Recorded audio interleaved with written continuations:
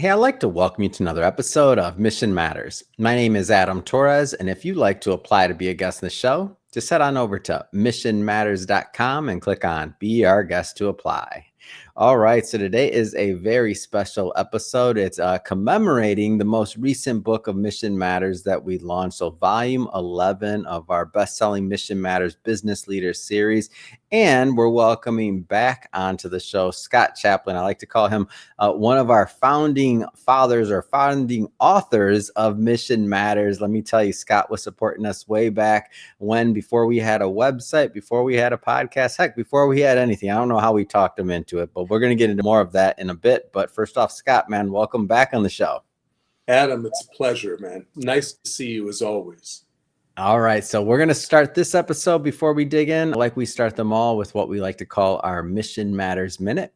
So, Scott, at Mission Matters, our aim and our goal is to amplify stories for entrepreneurs, executives, and experts. That's what we do. Scott, what mission matters to you? I like to help people, Adam. I like to teach. As the executive chairman of Delray Urban, we invest in real estate, we advise around real estate, and we also have an advisory services firm for businesses. So teaching, writing, and putting together deals are the things that I like to do. And we do that a lot in the urban core, where we help a lot of people around the country. It's awesome. Great having you back on, Scott. And first off, I gotta show this so the people that are watching the video at home or on YouTube can see this. The people that cannot, that are in audio and that are watching, maybe listening in their car. So I'm holding up a book right now, and this book has myself and Scott on it. This is the very first edition. I can't say of Mission Matters because it even predates Mission Matters. This is the first edition of Money Matters, which was the original name of the company. This goes back to 2018. It was our very first project, our first book project that we did a collaboration, and it became a best-selling anthology series. Think of it much like, Chicken Soup for the Soul, but for entrepreneurs and executives and experts, so a different niche. So Scott is now in the most recently released volume 11. And so I think about it, he's in the first one we did, and now he's in the most recent. And now, Scott, can you believe this, man? We published over 400 authors now. I can't believe it, going back to like when we first started, when we didn't have a website. It's awesome. You've done a wonderful job, my friend. I'm proud of you. It's just awesome. So yeah, well, I appreciate you. I appreciate all the authors that have really supported us along the way and given us the ability to, build a platform and to create a safe space that entrepreneurs and executives could come, tell their story, showcase their work, and know that, there'd be a lot of thought and intent put behind it. So it's fun. It's fun. I feel like it's like our own fraternity now, or this group of authors that have all come together. It's been a lot from different walks of life, different areas. But Scott, for those that maybe aren't familiar with your previous work or haven't dug into the book yet, maybe give a little bit of your background and really just how you got started in business and in real estate. Let's start there. Sure. I've been entrepreneurial since I was a kid. So from college, where I started my first business, to coming out of college and getting into the wholesale business for automobiles, paying for my law school with that, and then becoming a lawyer, becoming a business lawyer, and starting to syndicate real estate deals in the early 90s. So, and I've been doing that ever since. And over time, that's become a concentric to Los Angeles project, to now 10 cities, 7 states across the country, and growing. And that's become our business. We vertically integrated to add consulting and to add design. We have property management, and we're a fully diverse real estate boutique, really a real estate investment bank with advisory services. So it's grown a lot, and it's evolved a lot. And I think I've learned a lot more through the scrape your knees lessons of life than any of the books that I've read, although I read a lot of books and write a few. Now, were you born in LA, Scott? Are you LA native? Yeah, I am. I'm an indigenous creature to Los Angeles. I've been here all of my life. Yeah, I I thought so. I mean, I know you as an LA guy, but I never asked you that. Yeah, I thought so. Huh. Yeah, I spend half my time now in Texas. Hmm. And we have a big presence there and a home there and a daughter there, which is my Hmm. most compelling reason for doing anything. And so I love it there, but I also love my roots. I love Los Angeles, my friends, and we have this is the headquarters to our business. Hmm. Talk to me about those early days of real estate. Like, how did you originally get into real estate and start doing deals? Like, what drew you into that side of things? I was in law school and I didn't like the idea of paying rent to somebody else. It just bothered me. Yeah. And so I wanted to try to put together a deal where I would own a place. And the only way to, I didn't have, the fundamentals I was missing were credit, cash, right? Income. So Yeah, I, you don't need any of those. No cash, no credit, no income. Perfect. it was perfect. So I tied up a deal Hmm. and then I went to the bank and surprisingly they agreed to give me a loan, but it wasn't Wow. enough. So I decided to ask the seller to carry back some of the financing. Hmm. And to my surprise, they did. And I learned an important lesson there, which is the closed mouth never gets fed. So Ooh. if you want it, ask for it and Hmm. insist upon it and work for it. So that they agreed to carry back the second. Hmm. Then the bank said you also have to show income. So I went to law school and I said, who wants to live with me in my place? And I got a Hmm. couple of people to sign leases, took it back to the bank and said, I have income. They made the loan. We closed the deal. And I held Hmm. that property for 15 years as a rental property and continued to buy. So from that point, it went into multifamily, different houses, flipping houses, buying and holding apartment buildings, Hmm. and everything else. Yeah. Before we get into more present day stuff, I want to stay in those early days a little bit longer now because there's some people that are just getting into the business now and they're thinking they're going to listen to this or watch this and be like, "Wow, Scott did it like, but he can do it, I can't." What kind of advice would you give to that new group of entrepreneurs and or would be real estate professionals that are just getting their feet wet? Like what kind of things would you tell them? The first thing I would tell them is to stop setting your own limitations. There Hmm. isn't anything you can't do. If you want to be in the real estate business, you want to put together deals, you want to represent buyers, whatever it is that you want to do in that or any business, as Yeah. long as you start with a plan, there's a product market fit, so there's a demand, and then you start setting out your strategies and your tactics. Hmm. There really isn't anything you can't do. Money is fungible. There are a lot of people out there that have capital that will invest in good projects. So it's Hmm. about finding the good projects, doing what you say you'll do, putting together a team of people that are like minded, that round out the weaknesses that you have in your own learning or knowledge, Hmm. and going for it. Simply Yeah. going. Talk a little bit more about that concept of raising money. And even in the beginning, like you said, you went to the bank, you didn't necessarily know that they weren't that you were surprised they gave you some money, right? Or they were gonna, but it wasn't enough. So then you went back to the seller. So I think the creativity and the thought process sometimes around for many is that you have to have the money. You have to know everything up front. You're talking about themes such as bringing a team together, leveraging, using other people's capital in order to get what you want. Like, talk a little bit more about that. For sure. So when I started, other than the first deal that I did, when I started doing larger deals, the second deal was 19 units, the third deal was 36 units, Mm, and it kept growing. I went to friends and family. I made a lot of presentations to people about what the cash flow returns would be if they invested with me. yeah. And I ensured that they got paid and they did Mm, well. And so they continue to come back and they still do today. The wow. projects are larger, the investors are larger, or they're putting in more, but it continues to happen. And there Mm, really is capital, which everybody gets paralyzed about, is really yeah. not the limiting factor in deals. It's the ability to find and underwrite intelligently good deals. And Mm, so anybody can learn it. And you have to just believe in yourself, find something that you want to execute on, jump in and execute. We write Mhm. lots of offers all the time. We don't Mhm. expect to win every one.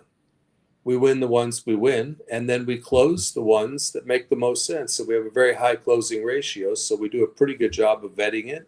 But that's Mm. after a long time of experience, more time than I'm willing to admit, of experience. I'm Yeah. still surprised, by the way, that that first bank made me that loan, which is probably the reason that that first bank isn't in existence anymore. But what kind of loans are you guys making to a kid that doesn't have income or credit? Uh, Yeah. but you'd be surprised. And many people got started that way with Mhm. developing a lender relationship that worked for them, maybe a Mhm. smaller regional bank or credit union, and going out and putting a deal together. I tell people if you want to start small, get a duplex, Mm. rent out the other half, show that income, get a Yeah. loan that's appropriate for that, hold that property, rent your unit, refinance it, go buy another property, and Mhm. continue rinse and repeat to do that. And then the other thing that happens is that people get scared because markets change. Mhm. Oh my God, the market might be going down. How am I possibly going to make money? Mhm. Well, it's all about friction.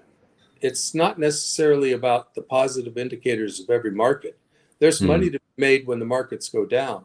In fact, most of mine has been made when the markets went down. We Interesting. we Mhm. bought distressed. So people say, well, Mhm. what do we do? The deals are trading slower. Okay, then you go back to the seller and you say, look, I need you to make concessions. I need Mhm. you to finance this deal for me for the first 2 years while I put it together and increase the income so I could refinance you, but Yeah. at least you'll get cash flow. So there are a lot of ways. It's no different for businesses. When I advise small, medium, large businesses, we have a Mhm. practice area in family offices where we advise family offices. It's no different. The fundamentals are the same in business. Mhm. Manage the capital, budget the capital, get a return on every labor hour that's happening, Mm. and drive the business forward, as you know. Yeah. Yeah. Well, I want to shift slightly here. We'll continue on this, and I want to pick this up. And I also have your the most recent book, Volume 11, in my hand, and we're going to dig into that a bit as well.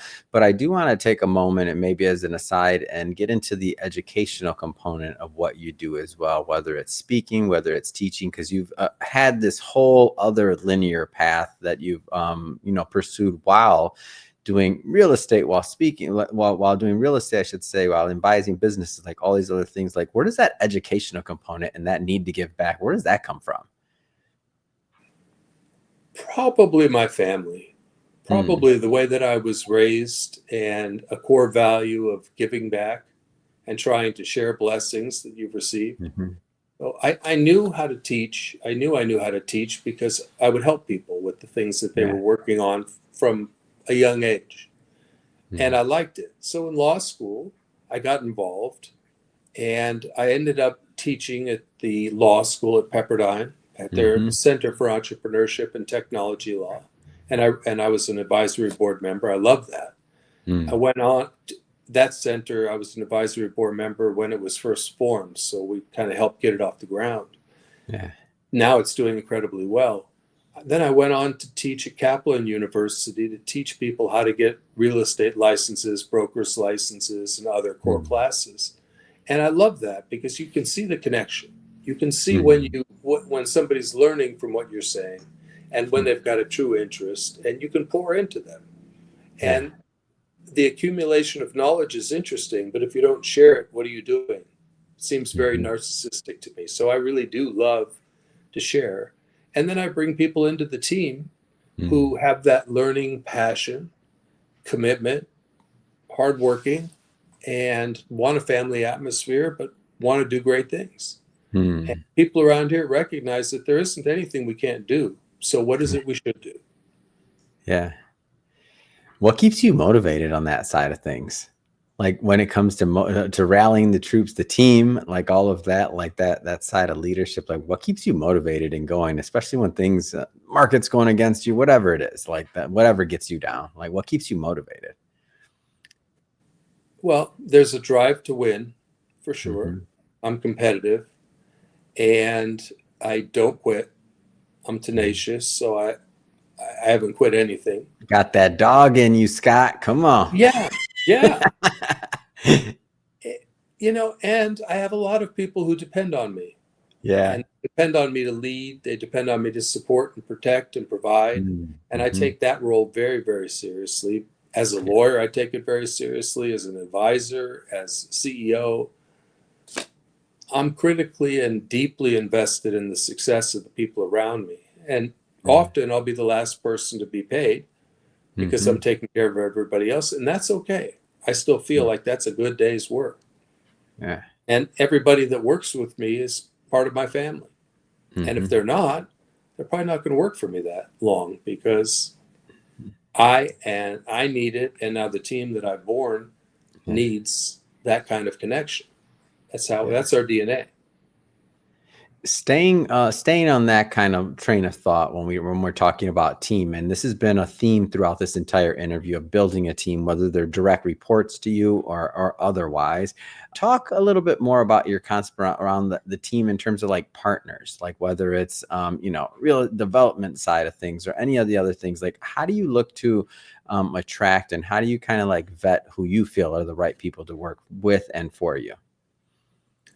I like to, it's what I call the agnostic dissenter.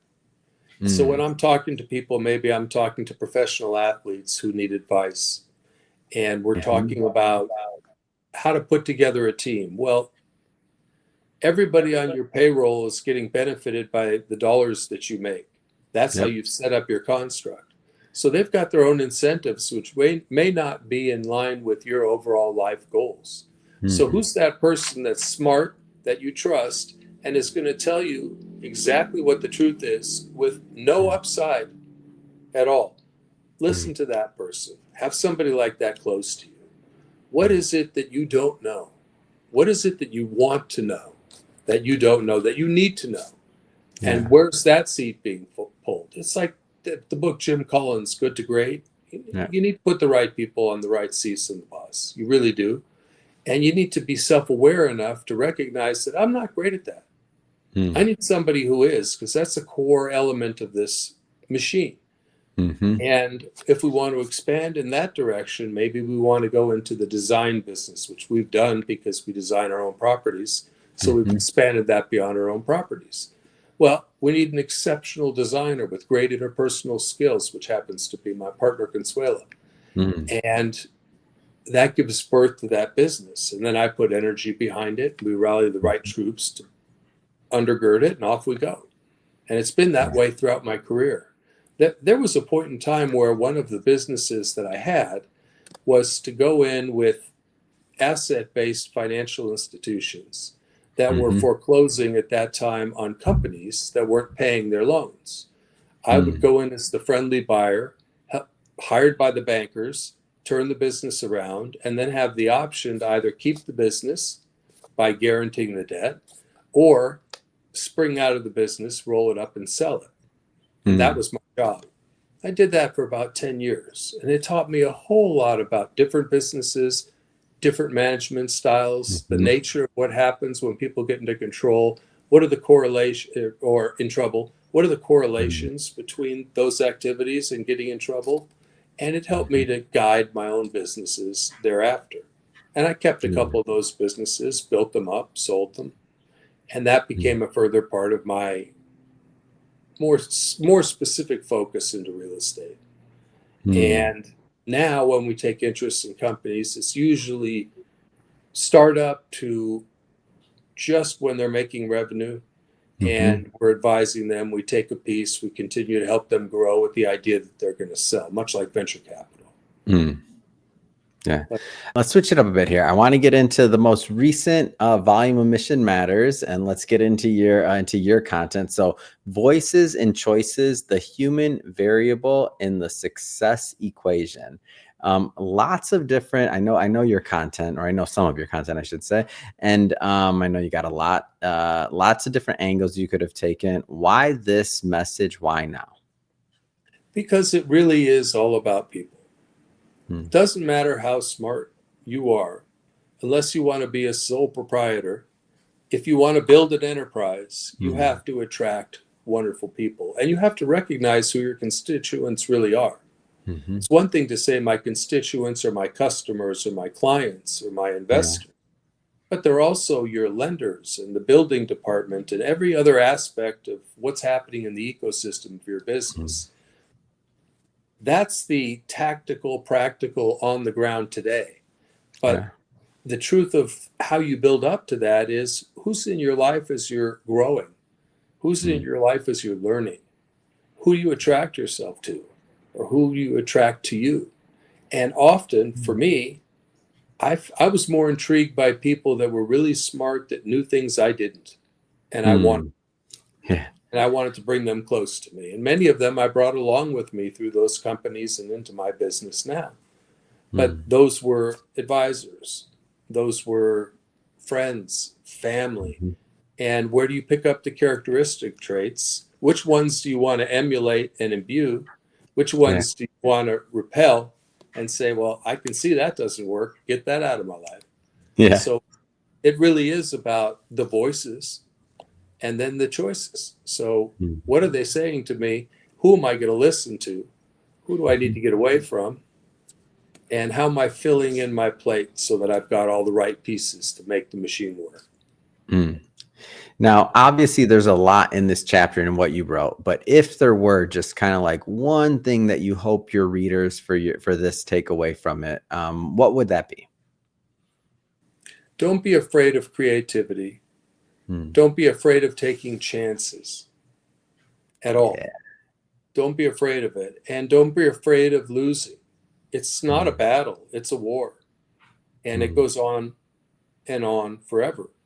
You can make it fun, you can make it exciting, but be creative, be bold, be tenacious, have character and Mm. integrity, do what you say, Mhm. and go after your goal. And don't listen. The more that people tell you that's not doable, Yeah. should be a defining moment in how you know it's right. Yeah, like when you're uncomfortable, if it's uncomfortable, if it's like, okay, then this is growth, right? Like to me, That's that's right. the way I look at it. I agree with you 100%. And it should be uncomfortable. And Mhm. growth should be a perpetual thing throughout your life. It is for Mm. me. So that's back to teaching. I learn as much from my students as I teach, from Mhm. mentoring, from having juniors become seniors, become leaders, run a division, run a Yeah. company. You know, my partner was at first my executive assistant. It, Mhm. anything can happen. There are no limitations except the ones we place on ourselves. It's just true. Amazing. Well, Scott, first off, it's been great having you back on the show. This is exciting. I'm excited to continue to promote the book with you and your team. I have to ask, I mean, what's next? What's next for you? What's next for Delray Urban? What's next? What do you got on the agenda? Well, we're launching funds now. We're going to be Mhm. doing more flipping of Mhm. homes in Southern California and in Houston, Texas. We're going to Mhm. be doing more acquisitions across the country. We're moving into new markets. We're Yeah. looking at multiple deals right now. When we're out of state, our projects are typically larger. So Mm. we're going to continue to do that. We'll see how things shake out in California with the Mhm. regulatory environment and the pressure. California's Mm. become a much harder place to do it, but Mhm. that also deters competition and makes the good deals great, Mm. less competition. Yeah. So we're going to be watching the market and see how it resettles and continue to grow. The objective right now is to double the portfolio over the next 5 years. Mm. I mean, That's great. our goal is to exceed 10,000 units and to continue with the other parts of the business. Mhm. And I'm also getting involved in a couple of more of the venture opportunities that are growing that Mm. are enjoyable and helping people. That goes back to the teaching and the mentoring and all of that, Mhm. plus learning new things. I'm enjoying my deep dive into AI and bringing those tools into our business because it's so helpful. We can Isn't get, it? oh, it's spectacular. We can Yeah. analyze skills, we can, with granularity and Mm. all sorts of different inputs. It's really a wonderful, wonderful tool. Yeah. And we're going to keep doing what we know how to do, and in some cases, go back to what we know how to do. Hmm. Sometimes, as we're growing, we go on a departure, and all of a sudden, we look back and say, we haven't done that many deals this year because we've been so focused on this. Yeah. And deals make us more money, and we enjoy them, and they're long-term wealth creation. So there's a balance between cash flow and wealth creation, and you've got to always keep that balance, especially if you reinvest in your business all the time. Yeah. So that's really where we're going. We're going to Mm. continue to grow. We'll Amazing. continue to grow the law firm. We'll continue to grow the consulting firm. We'll continue to build out these funds. And Delray Urban will continue to be a leader in these spaces for Hmm. many decades to come. Scott, if people are listening or watching this, and if they want to follow up and they want to learn more and connect, how do they do that? DelrayUrban.com is one way they can do it. Mm-hmm.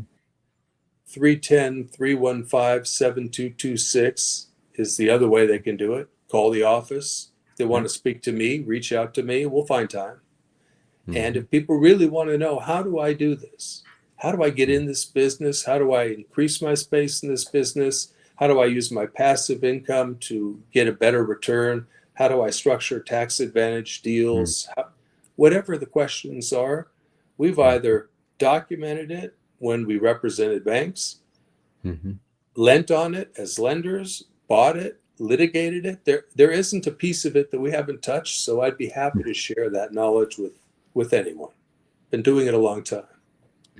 It's awesome. And for everybody listening, just so you know, we'll definitely put the links to the website, all that good stuff in the show notes. So you can just click on it and head right on over. And speaking of links as well, we'll have the links to the most recently released book that Scott's part of course, volume 11 of Mission Matters, Business Leaders Edition. And so definitely pick up a copy of that. And if you're a first time viewer or listener and you haven't done it yet, hit that subscribe or follow button. This is a daily show. Each and every day, we're bringing you new content, new ideas, and hopefully new inspiration to help you along the way on your journey as well. So again, hit that subscribe or follow button. And Scott, man, thank you so much for coming back on the show. And thank you for being part of volume 11, holding up volume 1 again. I cannot believe that many years have flown by and all that's happened since then, man. I'm just so proud and happy to see your business continuing to grow and thrive. And thank you for all you do.